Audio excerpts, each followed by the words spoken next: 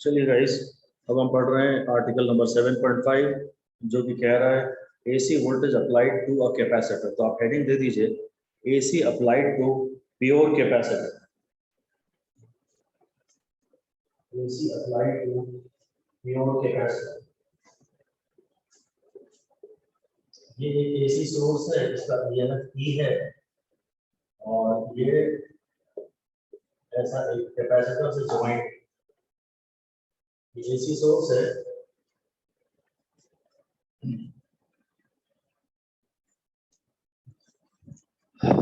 पूरा का पूरा डिस्कशन प्योर एल वाला ही होने वाला है। The figure shows an AC source E generating an AC voltage। ये सोर्स को E से लिख रहा है और इसका जो वोल्टेज है वो Vm sin ओमेगा t से दिया जाता है। इसका जो वोल्टेज है वो है V is equal to Vm sin omega t connected to a capacitor with only a purely capacitive circuit। आगे कहता है when a capacitor is connected to a voltage source in a DC circuit, current will flow for the short time required to charge the capacitor। जब DC लगाते हैं ना तो DC में तो करंट थोड़ी देर तक ही बहता है, उसे चार्जिंग करंट बहते हैं और एक बार कैपेसिटर की प्लेट्स पे सफिशिएंट चार्ज हो जाता है, मतलब कैपेसिटर की प्लेट्स का वोल्टेज बैटरी के वोल्टेज के बराबर हो जाता है तो सर्किट में चार्ज बहना बंद कर देता है। तो इसको हम अलग से क्वेश्चन के रूप में डिस्कस कर लेते हैं। ऐसे ही कुछ क्वेश्चन लिख दीजिए, डिस्कस बिहेवियर या discuss response of a capacitor connected to a DC source।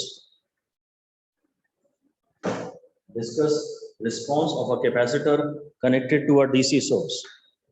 मतलब ये हमारे सेकेंड चैप्टर की बात पे हम वापस चले गए। अगर DC सोर्स से जोड़ते हैं ना, मान लीजिए ये बैटरी है DC सोर्स 5 वोल्ट की, इसको कैपेसिटर से जोड़ दिया, बैटरी 5 वोल्ट की है, कैपेसिटर शुरू में अनचार्ज है, कैपेसिटर शुरू में अनचार्ज है तो कैपेसिटर शुरू में 0 वोल्ट है। तो शुरू में जब हम उनको जोड़ते हैं तो यहाँ पोटेंशियल डिफरेंस होता है। तो आपको ऐसे ही कुछ लिख दीजिए कि initially charge flows from battery to capacitor. Initially charge flows from battery to capacitor because of the potential difference. Initially charge बहता है बैटरी से कैपेसिटर में पोटेंशियल डिफरेंस के कारण।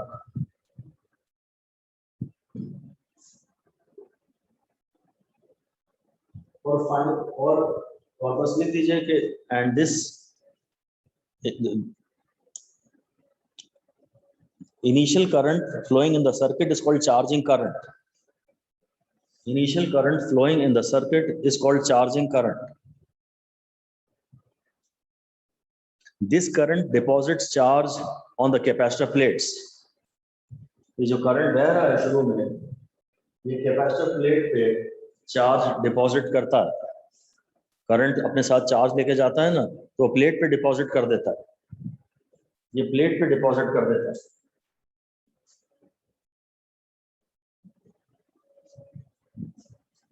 और फाइनली क्या होता है, जैसे जैसे कैपेसिटर पे चार्ज बढ़ता है ना, वैसे वैसे कैपेसिटर की प्लेट्स के अक्रॉस पोटेंशियल डिफरेंस बढ़ता है।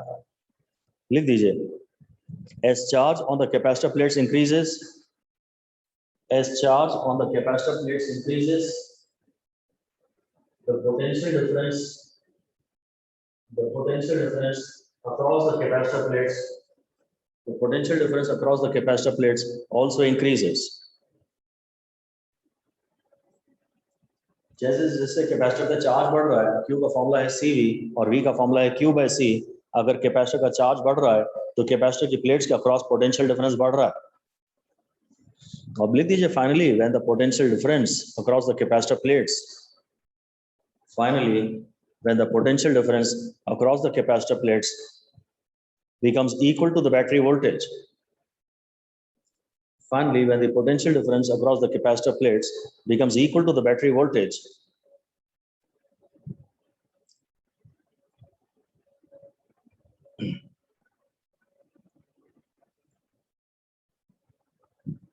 no further charge flows in the circuit, no further current flows in the circuit।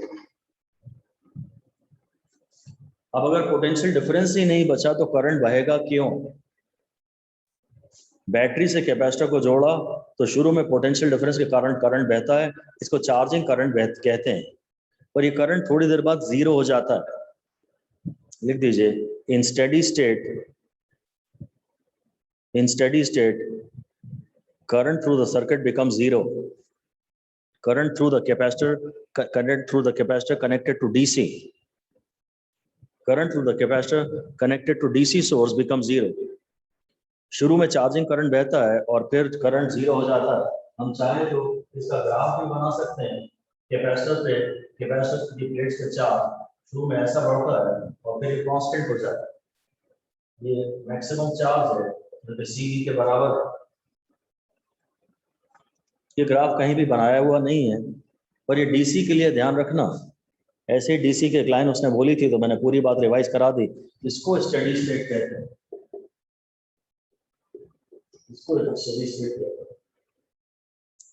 तो हाँ, एक अच्छी बात हम ये करेंगे जरूर कि कैपेसिटर में बहुत थोड़ी देर शुरू में एक चार्जिंग करंट बहता है और बहुत जल्दी कैपेसिटर का स्टेडी स्टेट आ जाता है और उसके बाद सर्किट में करंट नहीं बहता. अब घंटों में अगर बैटरी कैपेसिटर से जुड़ी रहेगी तो करंट नहीं बहेगा. हम कहेंगे कि यार करंट तो बहना भी नहीं चाहिए था, पहले क्यों बह गया इसकी बात तो हम नहीं कर रहे, परंतु ये एयर गैप है. ऐसा लिख दीजिए, due to air gap resistance of the capacitor is infinite. Capacitor air gap से मिलके बना है और एयर गैप का रेजिस्टेंस इनफाइनाइट है. एयर गैप इंसुलेटर है तो कैपेसिटर का रेजिस्टेंस भी इनफाइनाइट है टू डीसी के लिए कैपेसिटर का रेजिस्टेंस इनफाइनाइट है. ये बात हम फिर भी कुछ काम की आगे यूज कर लेंगे. थोड़ी देर क्या हुआ उसकी बात मत कर, जो हमेशा होगा उसकी बात करो. हम हमेशा जब वो कुछ नहीं बोलेगा तो हम स्टेडी स्टेट की ही हमेशा बात करेंगे और थोड़ी देर जब वो उसे भूल जाओ तो केवल ये बात करो कि यार देखो ये तो एयर गैप है. एयर गैप जब होता है तो इनफाइनाइट सर्किट कंप्लीट ही नहीं है. अब तो ये लिख दीजिए, because of the air gap circuit is not complete. या कंडक्टिंग पाथ होना चाहिए था ना, पूरे में कंडक्टिंग पाथ होना चाहिए था. Because of the air gap circuit is not complete. Air gap के कारण सर्किट कंप्लीट नहीं है and therefore current can not flow. थोड़ी देर तक जो करंट बह रहा था उसे नॉर्मली हमें भुला ही देना चाहिए. हमें तो यही मानना चाहिए कि जिस सर्किट में कैपेसिटर जुड़ा है उस सर्किट को अगर तुम डीसी सोर्स से जोड़ोगे तो सर्किट में करंट नहीं बह सकता. सर्किट में करंट नहीं बह सकता. डीसी की बात इसने हमसे की. कह रहा है, यही बात मैं फिर से पढ़ रहा हूं. Second paragraph, when a capacitor is connected to a voltage source in a DC circuit current will flow for a short time. इसे हमें नेग्लेक्ट ही कर देना चाहिए. Required to charge the capacitor. Capacitor एक बार चार्ज हो गया उसके बाद सर्किट में करंट नहीं बहता. वो कह रहा है as charge accumulates on the capacitor plates the voltage ramp across them increases opposing the current. वो कह रहा है जो कैपेसिटर का वोल्टेज बढ़ेगा ना वो नए आने वाले चार्ज को या करंट को अपोज करेगा. खैर वो लाइन छोड़ दीजिए. When the capacitor is fully charged, the current in the circuit falls to zero. बस आपको यही बात ध्यान रखनी है. आपको तो यही बात ध्यान रखनी है कि कैपेसिटर की अगर कोई आपसे बात करे तो आप सीधे स्टेडी स्टेट की ही बात करना है. वो जो शुरू में जल्दी से काम हो गया, थोड़ी देर तो करंट बहा, उसको इग्नोर कर दीजिए. आपको तो मेनली कहना है भाई इसमें एयर गैप है, सर्किट कंप्लीट नहीं है और इसमें करंट नहीं बहता. तो फाइनल कंक्लूजन लिख दीजिए और केवल यही पढ़िएगा, बाकी सब भूल जाइएगा. For a capacitor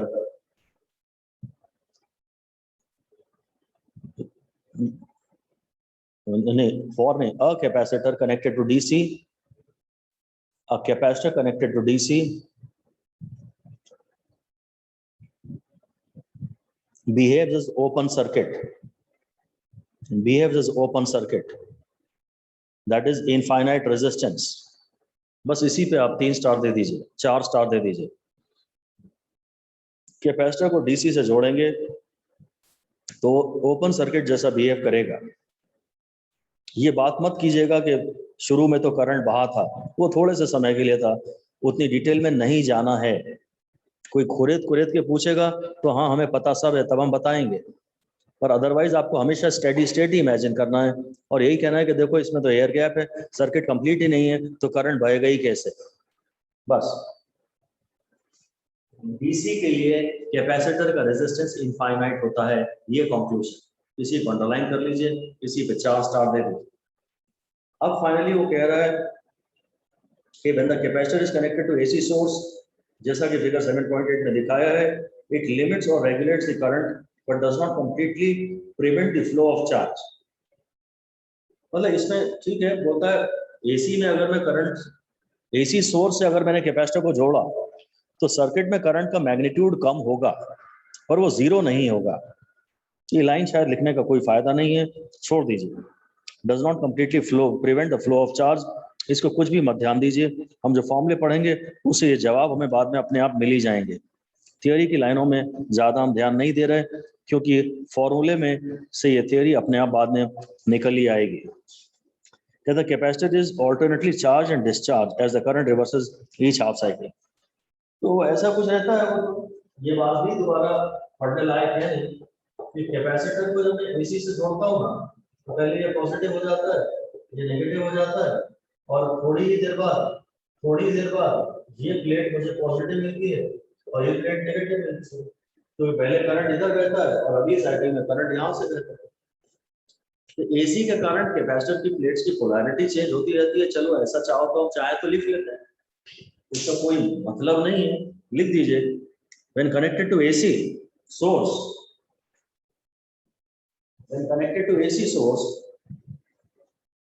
polarity of the capacitor plates goes on changing. Polarity of the capacitor plates goes on changing as the current reverses each half cycle. हर आधी साइकिल में करंट भी तो अपनी डायरेक्शन बदल रहा है। कभी करंट यहां से जा रहा है तो ये प्लेट पॉजिटिव हो गई, कभी करंट यहां से जा रहा है तो ये प्लेट पॉजिटिव हो गई। तो ये लाइन किसी काम की नहीं है, आप इसे कट कर सकते हैं, दोबारा ना पढ़ें। अब हम एसी की ही बात करना चाहते हैं। अब आप हेडिंग दे दीजिए, response of a capacitor connected to AC source. Response of a capacitor connected to AC source. यहां मैं डेरिवेशन करा रहा हूं जो कि आप बाद में स्किप भी कर सकते हैं। फिर वही बात है कि किसी भी इंस्टेंट पे जो अप्लाइड वोल्टेज यहाँ है वही यहाँ है केवीएल से। अगर यहाँ से 2 वोल्ट चल रहा है तो यहाँ 2 वोल्ट गिर रहा है और यहाँ से 2.1 वोल्ट चल रहा है तो यहाँ 2.1 वोल्ट गिर रहा है। सर्किट में ये वोल्टेज का सोर्स है और यहाँ वोल्टेज ड्रॉप होगा। कैपेसिटर में फील्ड एस्टेब्लिश होगी ना और फील्ड के आप अलाउंग चलेंगे तो पोटेंशियल गिरेगा ना। तो किसी भी इंस्टेंट पे भी जो सप्लाई वोल्टेज है is equal to capacitor voltage और कैपेसिटर वोल्टेज है Q/C। ये सप्लाई वोल्टेज है और ये Q/C है जहां C कांस्टेंट है and Q is the charge on the capacitor at any instant.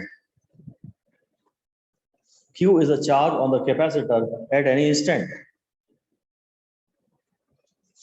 तो मैं V को तो Vm sin omega t लिख ही लेता हूँ और ये हो गया Q/C और मैं Q का फॉर्मूला लिख लेता हूँ CVm sin omega t।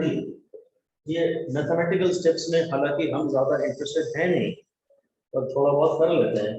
ये मेरा ये है कि एक्चुअली मैं सर्किट में रिस्पॉन्स जानना चाहता हूँ, मतलब मैं सर्किट में करंट जानना चाहता हूँ और करंट का तो अच्छा तरीका यही होगा कि dq/dt कर दूं। मुझे सर्किट में करंट जानना है तो मैं dq/dt कर देता हूं। जब ऐसे डिफरेंशिएट करूंगा तो जो कांस्टेंट है वो बाहर आ जाएंगे, CVm बाहर आ जाएगा और ये हो जाएगा dt of sin omega t। sin omega t को डिफरेंशिएट करेंगे तो sin को डिफरेंशिएट करते हैं तो cos आता है और फिर चेन रूल लगाने के बाद एक टर्म और आ जाता है। तो सर्किट में मैंने वोल्टेज तो नहीं लगाया है, वोल्टेज तो मैंने Vm sin omega t ही लगाया है और उसके बाद जो उसमें करंट जा रहा है वो है CVm और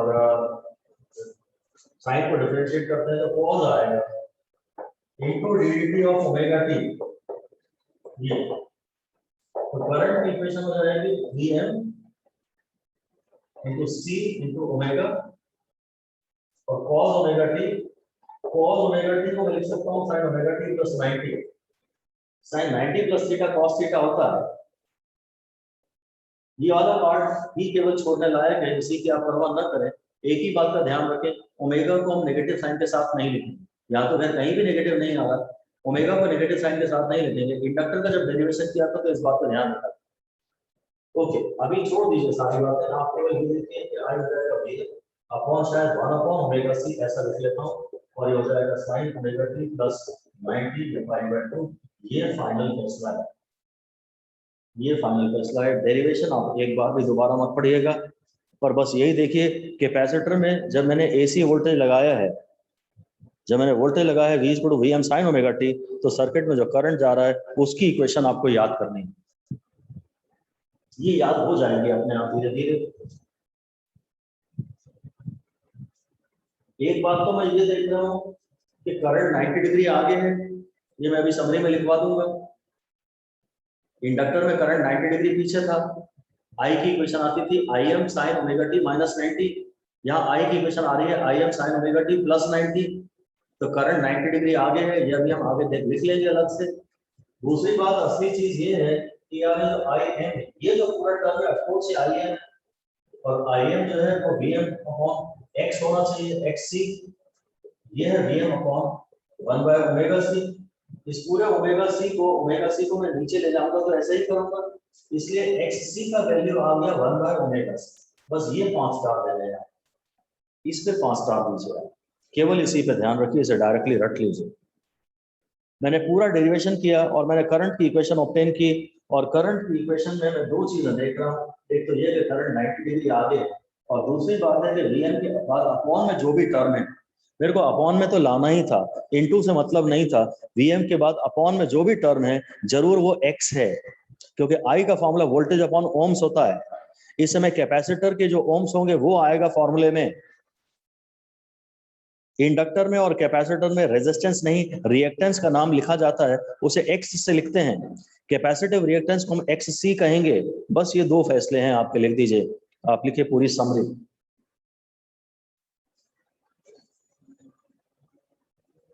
जब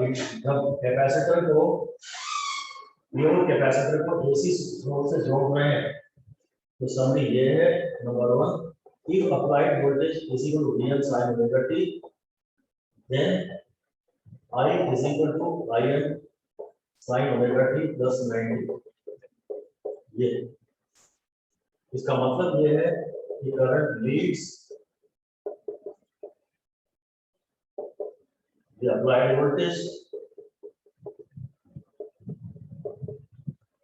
current leads the applied voltage by 90 degree, जो कि पाई बाय 2 रेडियन है, जो कि 1.57 रेडियन।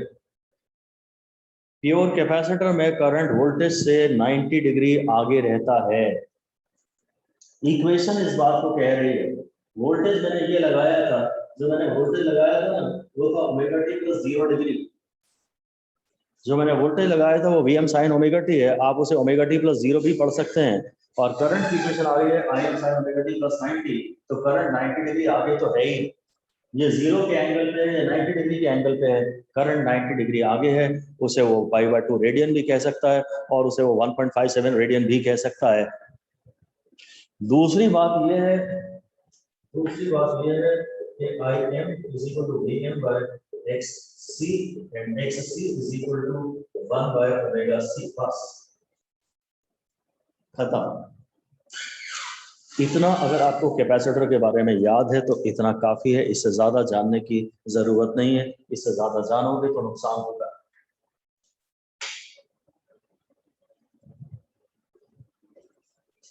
सिर्फ कैपेसिटर की समरी केवल पढ़ी है।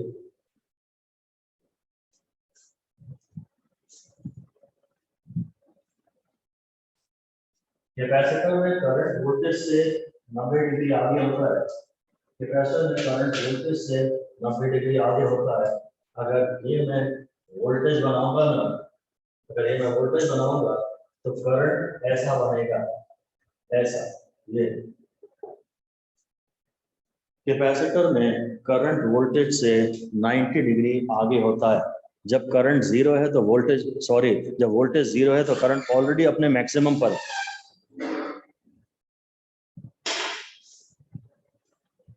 आप देख रहे हैं जब वोल्टेज जीरो है तो करंट ऑलरेडी अपने मैक्सिमम पर है।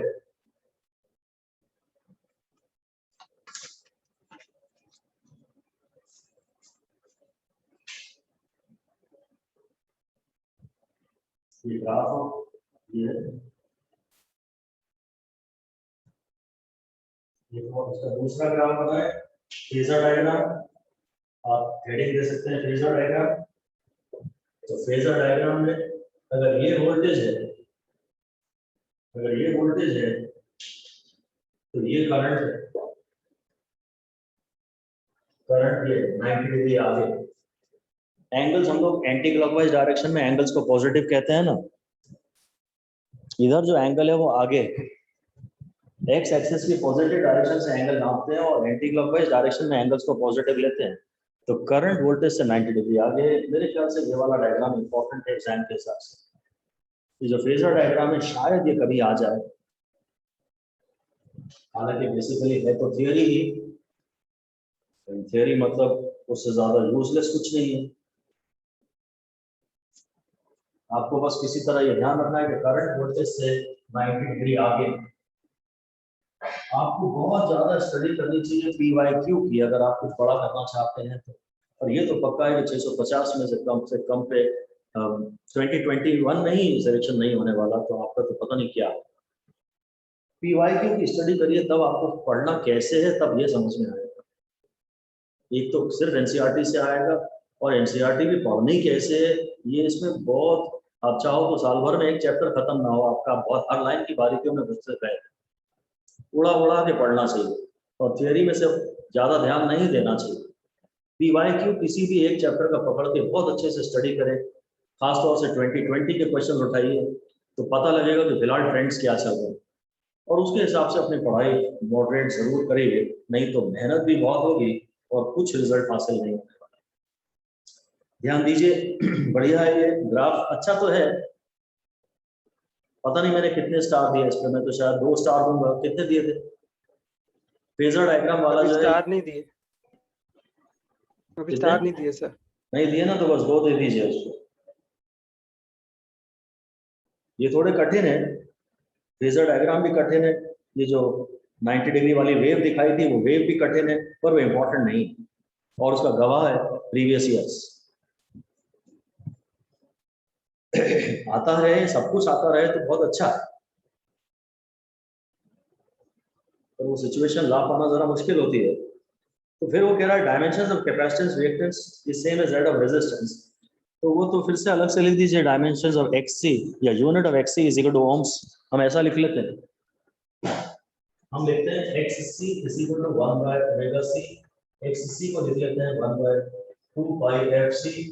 बोल देते हैं where C is in farad, C farad में है and XC is in ohms। बस XL को हमने ओमेगा L कहा था, ये L हेनरी में था और XL को ओम्स में ही था। रेजिस्टेंस में I का फॉर्मूला V by R कहते थे, इंडक्टर में I का फॉर्मूला V by XL कहते हैं और कैपेसिटर में I का फॉर्मूला V by XC कहते हैं। ये सारी कहानी हो गई। I तो V अपॉन ओम्स ही होगा ना बाबा। रेजिस्टेंस में ओम्स को R से लिखते हैं, रिएक्टेंस, इंडक्टेंस और कैपेसिटेंस में हम रेजिस्टेंस की नहीं रिएक्टेंस की बात करते हैं, जिसे X से लिखते हैं, पर यूनिट तो उसकी ओम्स ही होती है। इंडक्टर के रिएक्टेंस को XL बोलते हैं और कैपेसिटर के रिएक्टेंस को XC बोलते हैं। बात खत्म। ये कह रहा है कि dimensions of capacitor reactance is the same as that of resistance and its SI unit is ohm. The capacitive reactance limits the amplitude of current in a purely capacitive circuit in the same way as the resistance limits the current in purely resistive circuit। ये ohms का काम कर तो रहा है, ये current limit करता तो है। फिर से चाहो तो लिख दो, कोई मतलब नहीं है, लिख दो कि capacitor in AC circuits, in AC circuit capacitor reduces the magnitude of current, limits मतलब reduces the magnitude of current DC circuit में तो खैर वो जीरो ही हो गया था। यहाँ पे जैसा नॉर्मल रेजिस्टेंस काम करता है वैसे ही कैपेसिटर काम करता है एसी के लिए, तो इट लिमिट्स।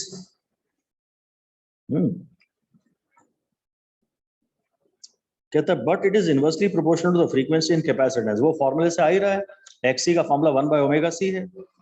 कहता है comparison of equation 7.616 with the equation source voltage shows that the current is π/2 ahead.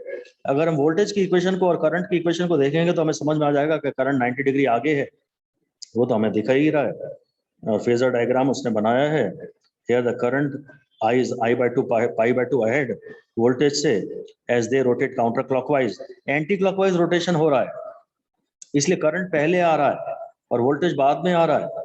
वो आप जहां आपने फेजर डायग्राम बनाया उसके ब्रैकेट में लिख सकते हैं कि the vectors rotate and the voltage and current rotate anti clockwise. ये काउंटर क्लॉकवाइज घूम रहे हैं, इसलिए हमारे रास्ते में करंट पहले आ रहा है और वोल्टेज बाद में आ रहा है।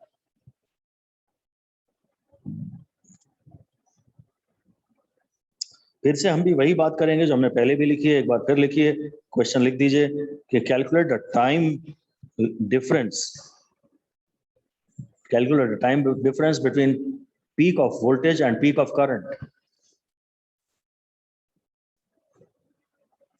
Peak of voltage and peak of current, ये हमने इंडक्टर में भी किया ही है। टाइम डिफरेंस भाई, एंगल में डिफरेंस तो मुझे पता है कि 90 डिग्री है, जिसे कि मैं π/2 बोलता हूँ। ये एंगल में डिफरेंस है पाई, और पाई होता है ओमेगा टी, ओमेगा टी है π/2, तो टी है π/2 ओमेगा। बस आप चाहें तो इस ओमेगा को 2π/d लिख सकते हैं, तो ये कैंसिल होके ठीक है, 4 भी आ जाएगा। 90 डिग्री 360 डिग्री का टाइम t होता है, 180 डिग्री का टाइम t/2 होता है, और 90 डिग्री का टाइम t/4 होता है। तो फेज डिफरेंस अगर 90 डिग्री है तो टाइम डिफरेंस t/4 है ही, और वो t/4 ना पूछे अगर ये पूछ लेगा तो आपको दिक्कत हो जाएगी। ये इंपॉर्टेंट है, हाँ ये 3 स्टार लायक है। खैर मैथमेटिक्स जो भी है वो डेफिनेटली बहुत ज्यादा इंपॉर्टेंट है। और फिर आप हेडिंग दे दीजिए, डिस्कस इंस्टेंटेनियस पावर। सर हाँ जी सर, यहाँ पर अपन मेन और एक्सट्रीम पोजीशन वाले जो एसएचएम के उससे भी सोच सकते हैं। हाँ बिल्कुल कंपेयर कर सकते हैं, पूरा वही है, एसएचएम ही है, क्योंकि साइन वेव या कॉस वेव है, जो करंट है वो पूरी एसी है ना, साइन वेव या कॉस वेव, तो इसको पूरा आप एसएचएम से रिलेट बिल्कुल कर ही सकते हैं, तो सारे रिजल्ट यहाँ काम आएंगे। ओके, हेडिंग दे दीजिए या क्वेश्चन लिख दीजिए, instantaneous power in pure capacitor, instantaneous power in pure capacitor, और लिख दीजिए साफ साफ नॉट इंपॉर्टेंट। तो P का फॉर्मूला है VI, V है Vm sin omega t, I है Im sin omega t plus 90, तो मैं Vm Im तो sin ओमेगा t है, और sin 90 प्लस थीटा होता है cos थीटा, ये हो गया cos ओमेगा t, फिर 2 से मल्टीप्लाई डिवाइड कर देता हूँ, फिर हो गया Vm Im by 2 into 2 sin omega t cos omega t, ये हो गया Vm Im by 2, ये इंस्टेंटेनियस पावर का फॉर्मूला है जो कि हो गया sin 2 ओमेगा t। ये फॉर्मूला बिल्कुल भी इंपॉर्टेंट नहीं है। इंस्टेंटेनियस पावर का अगर कुछ काम का है तो सिर्फ ये बात काम की है कि इंस्टेंटेनियस पावर निकालते कैसे हैं। Instantaneous voltage into instantaneous current करेंगे तो इंस्टेंटेनियस पावर मिलेगा, और फिर यही देख रहे हैं, ये एक्सप्रेशन काम की नहीं है, कोई नहीं पूछेगा आपसे इसको, बिल्कुल गारंटेड। सिर्फ एक बात ध्यान से रखनी है, जो पहले भी हम देख चुके हैं कि भाई टाइम का कोएफिशिएंट डबल हो गया है तो पावर की फ्रीक्वेंसी डबल है। फिर से लिख दीजिए, power in capacitive circuit varies at twice the frequency of AC. Capacitive circuit में जो पावर के वेरिएशन की फ्रीक्वेंसी है वो एसी, जो भी आपने एसी सप्लाई किया है वोल्टेज या करंट, उसकी फ्रीक्वेंसी का डबल है, क्योंकि यहाँ टाइम का कोएफिशिएंट डबल हो गया। वोल्टेज में था Vm sin omega t, current में भी जो टाइम का कोएफिशिएंट था वो ओमेगा ही था, यहाँ भी टाइम का कोएफिशिएंट ओमेगा है, यहाँ भी टाइम का कोएफिशिएंट ओमेगा है, और यहाँ टाइम का कोएफिशिएंट 2 ओमेगा है ना, तो पावर की फ्रीक्वेंसी डबल हो गई है।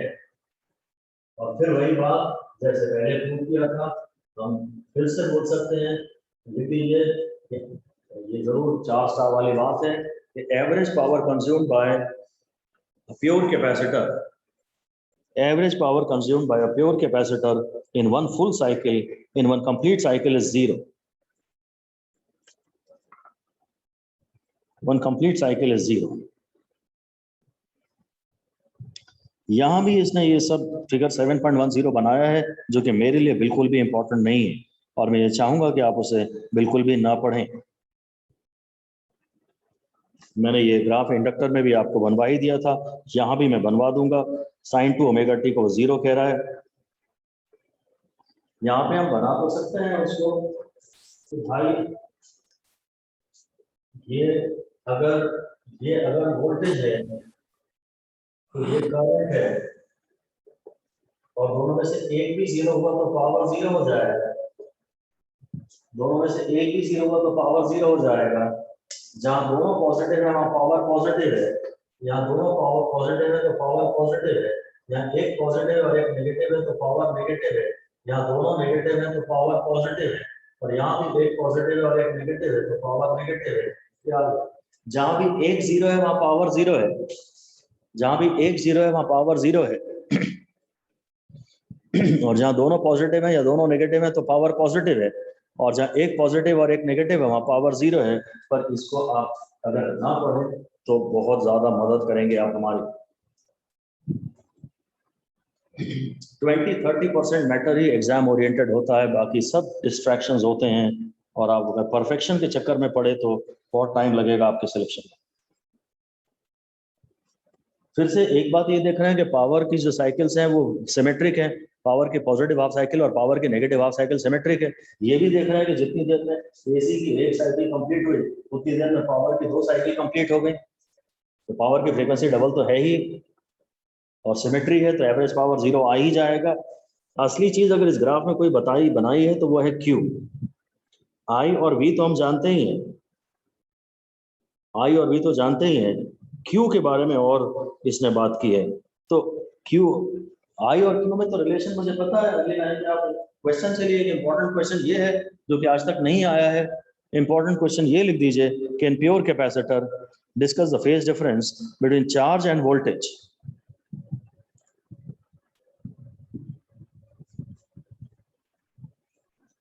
Phase difference between charge end voltage.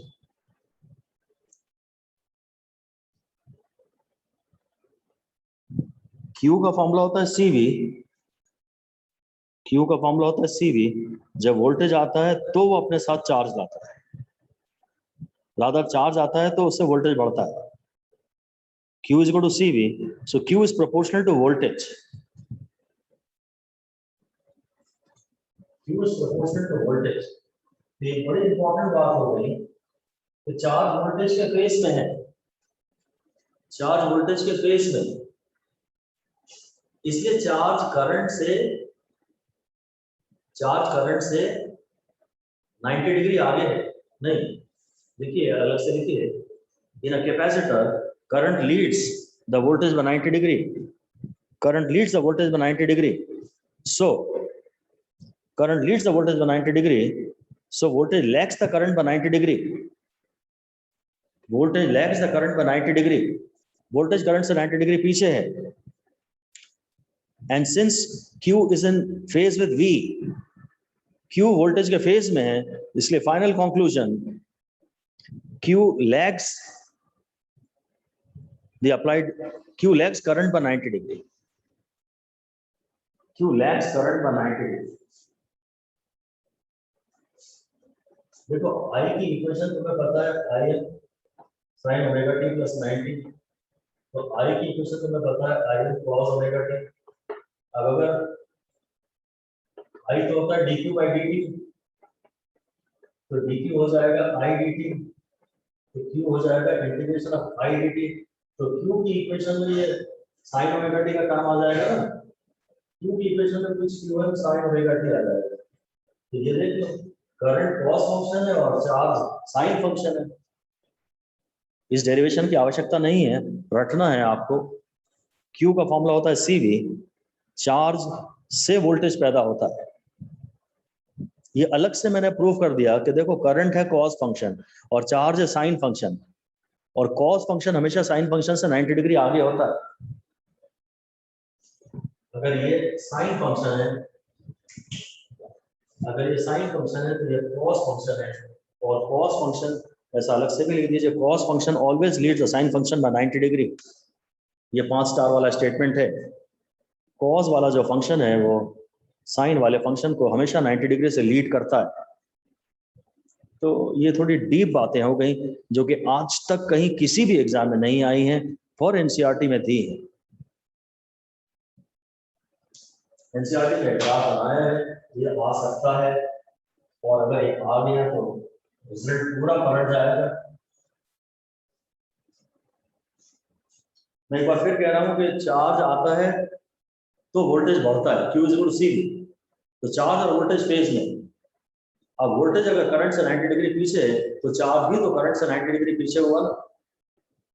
और प्रूव इस तरह से हो गया कि करंट है कॉस का फंक्शन और चार्ज है साइन का फंक्शन, और साइन का फंक्शन 90 डिग्री पीछे रहता है। लॉजिक्स इंपॉर्टेंट नहीं है, रिजल्ट्स इंपॉर्टेंट हैं। और अगर आप इससे रिजल्ट याद नहीं होते बिना लॉजिक के तो ठीक है, फिर लॉजिक भी करिए।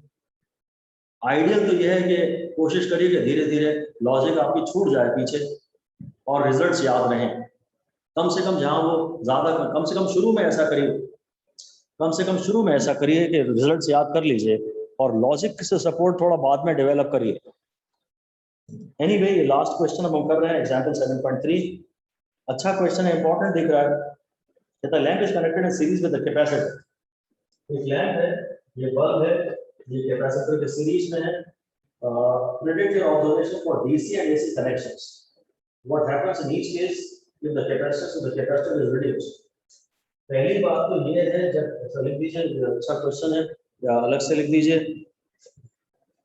कि लैंप, ये बल्ब है, a bulb is in series with the capacitor, a bulb is in series with a capacitor and the circuit is connected to a DC source. What happens?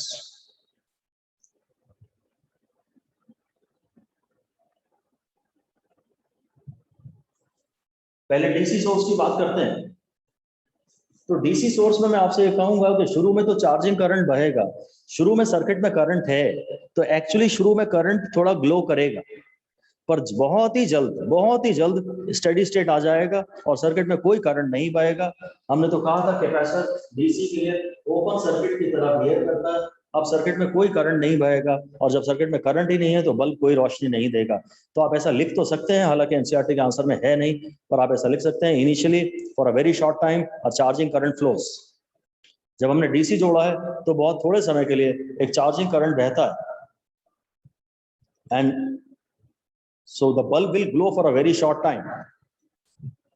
Bulb will glow for a very short time, but very soon the steady state is attained. बहुत जल्द steady state attain हो जाता है, and there is no current in the circuit. अगर DC से जोड़ा है तो DC से जोड़ा है तो कैपेसिटर करंट को अपने अंदर से जाने ही नहीं देगा, उसका अंदर का एयर गैप जागृत हो जाएगा। एयर गैप कहेगा मैं इनफाइनाइट रेजिस्टेंस हूं, मैं करंट को नहीं जाने दूंगा। There will be no current in the circuit and therefore the bulb will not glow.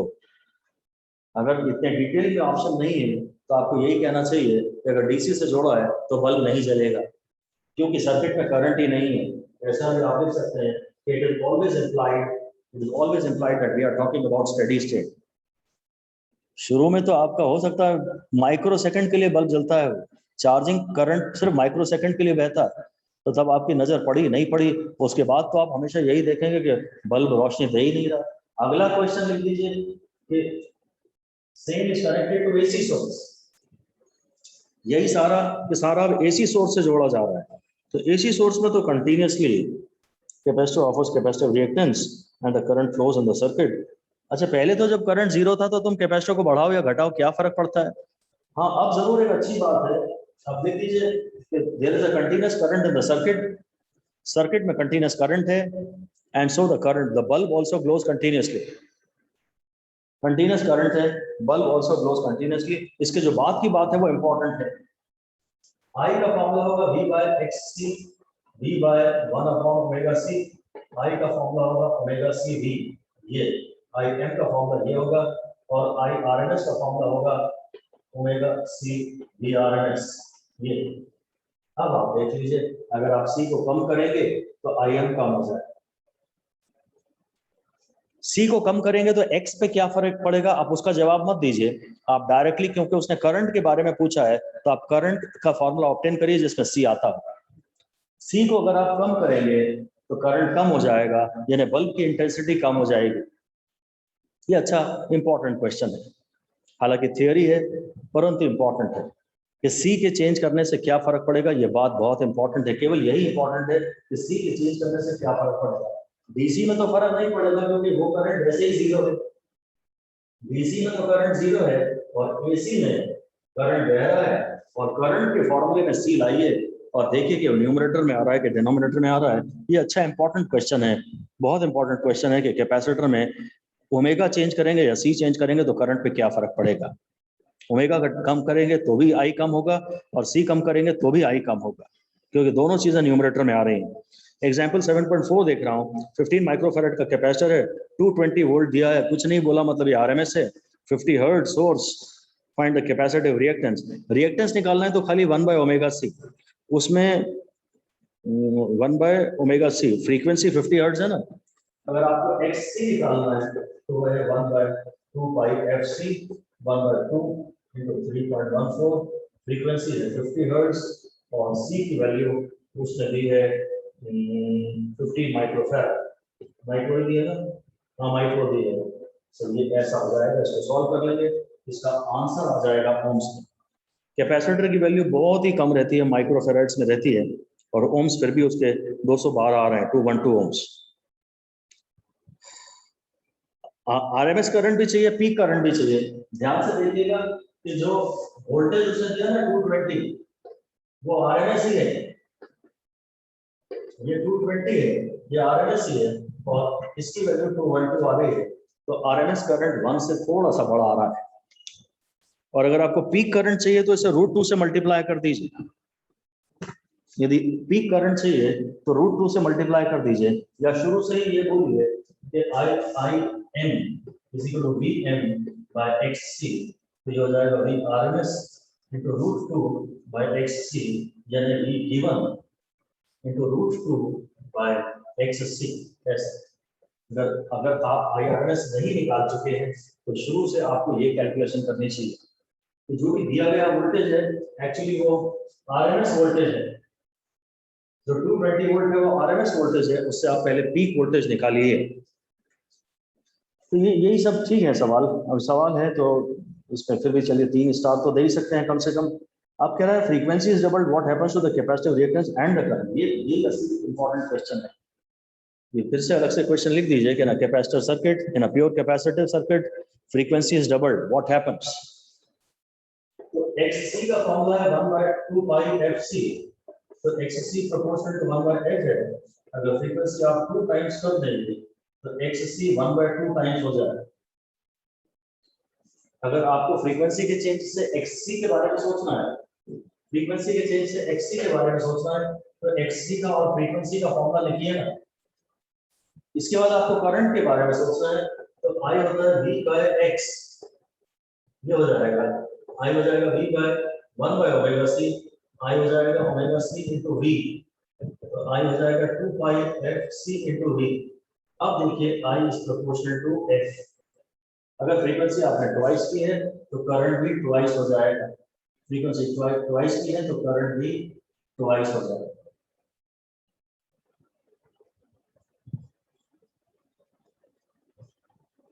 अगर उसने XC मांगा है फ्रीक्वेंसी चेंज करके तो आप फॉर्मूला बनाइए XC और F में, अगर उसने करंट मांगा है फ्रीक्वेंसी चेंज करके तो आप फॉर्मूला बनाइए करंट में और फ्रीक्वेंसी में।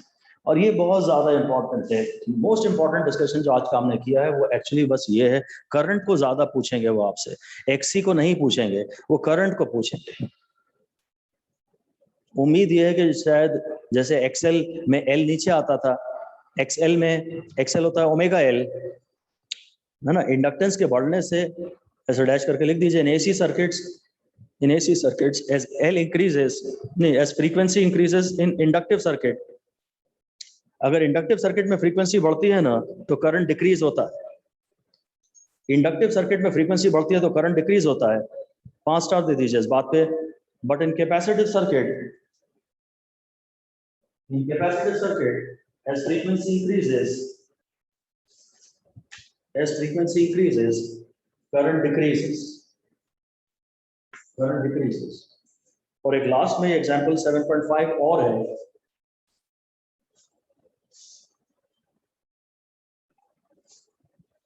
Example 7.5 देखते हैं. A light bulb and an open coil inductor are connected to an AC source through a key. ठीक है, लाइट का बल्ब है और ओपन कॉइल इंडक्टर है. तो अभी तक तो सब ऐसा ही है. कहता है the switch is closed and after some time the iron rod is inserted into the interior of the inductor. मतलब इंडक्टर जो है वो ऐसा था कि आप उसमें सॉफ्ट आयरन को डाल सकते थे. ये बल्ब हो गया, ये इंडक्टर हो गया और ये एसी सोर्स हो गया. कहता है इसको हमने थोड़ी देर तक बस स्विच ऑन किया, थोड़ी देर इंतजार किया, शायद वो कह रहा है मैंने स्टेडी स्टेट आ जाने दिया. उसके बाद कह रहा है मैंने इसमें सॉफ्ट आयरन कोर डाला. अब मुझे जरूर पता है कि इसने एल बढ़ा लिया है क्योंकि एल के फॉर्मूले में म्यू आर का टर्म भी आता है. कहता आयरन रॉड मैंने डाल दिया, the glow of the bulb पे क्या फर्क पड़ेगा as the iron rod is inserted. तो क्या है बेसिकली, देखो आयरन रॉड बढ़ा है या पक्का म्यू आर बढ़ा है. अब एल का फॉर्मूला होता था पहले म्यू नॉट, मतलब अब ऐसा कुछ हो जाएगा mu not N square A type का कुछ. ठीक है, एल का फॉर्मूले में म्यू आर का टर्म आएगा, L proportional to mu R. तो म्यू आर के इंक्रीज होने से एल भी इंक्रीज हो जाएगा. पर हमें एल से मतलब नहीं है, एक्सएल का मतलब एक्सएल भी इंक्रीज हो जाएगा. अगर एक्सएल इंक्रीज हो जाएगा तो आई का फॉर्मूला, ये इंडक्टर ही है ना, आई का फॉर्मूला है डी बाय एक्स और फाइनली एक्स बढ़ चुका है तो आई डिक्रीज हो जाएगा, इसलिए बल्ब की इंटेंसिटी डिक्रीज हो जाएगी. यहाँ से देखिए हमने सॉफ्ट आयरन कोर में आयरन डाला है, आयरन की परमेबिलिटी ज्यादा होती है तो म्यू आर बढ़ेगा तो एल बढ़ेगा, एल बढ़ेगा तो एक्सएल भी बढ़ेगा, म्यू आर बढ़ेगा, सेल्फ इंडक्शन बढ़ेगा, एक्सएल भी बढ़ेगा. और अगर एक्सएल बढ़ गया तो करंट घटेगा और करंट घटेगा तो बल्ब की इंटेंसिटी कम हो जाएगी. सॉल्यूशन में पढ़ रहा हूं. As the iron rod is inserted the magnetic field inside the coil magnetises the iron increasing the magnetic field inside it. इसकी थ्योरी से मतलब नहीं है, सीधे यही बोलिए कि म्यू आर बढ़ गया है, hence the inductance of the coil increases. हां म्यू आर बढ़ गया तो एल बढ़ गया है, इंडक्टेंस बढ़ गया है, consequently the inductive reactance of the coil increases. हां एक्सएल बढ़ गया है. As a result, a larger fraction of applied AC voltage appears across the inductor. अब ये थ्योरी को सोचने की कोई जरूरत नहीं है. तो leaving less voltage across the bulb. कहते हैं ठीक रहा है कि ज्यादा वोल्टेज यहाँ गिरेगा और यहाँ कम वोल्टेज गिरेगा. तो बेसिकली हम तो इस कुछ भी और क्यों करें, सब फॉर्मूले से फैसला लें. बीच में ये सब कॉन्फ्लिक्टिंग थॉट्स बीच में न लाएं, स्ट्रेट फॉरवर्ड चलें कि भाई आपने आयरन रॉड लाए, उसका म्यू आर बढ़ा, एल के फॉर्मूले में म्यू आर आता है तो एल बढ़ा, एल बढ़ा तो एक्सएल बढ़ा. और आपको करंट के बारे में सोचना है, वोल्टेज के बारे में मत सोचिए कि यहाँ पर वोल्टेज ज्यादा गिरेगा, सीधे इस फॉर्मूले की बात करिए. एक्सएल बढ़ गया तो भैया करंट कम हो जाएगा और करंट कम हो जाएगा तो बल्ब की इंटेंसिटी कम हो जाएगी. ये है कहानी. तो इतना ही आज.